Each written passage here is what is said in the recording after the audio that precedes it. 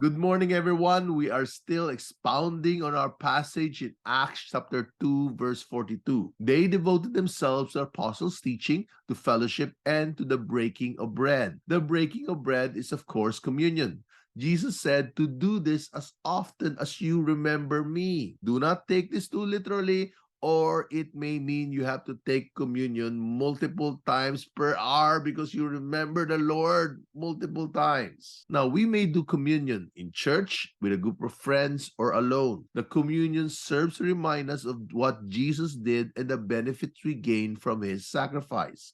And one of the benefits is healing for our bodies. Paul said the consequence of not remembering, not knowing the benefits of communion, taking the communion lightly, is the reason why many believers in Corinthians are sick and have even died. Communion is like medicine. Many Christians have not taken advantage of their medicine.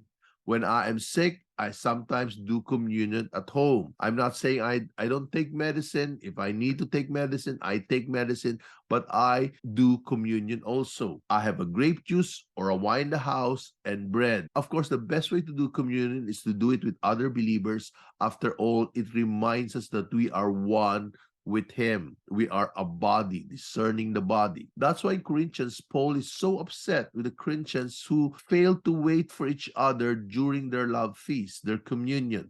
The early church do their communion while having dinner. These Corinthians, they eat as much and as fast as they can. They want to consume them all before the other people who are late comes in. So Paul challenged them to better examine yourself. During communion, by the way, is not a time to drag back to memory sins that you have already been forgiven of. Of course, if you are steaming with anger, communion is the best time to let those things go. It is the time to forgive others.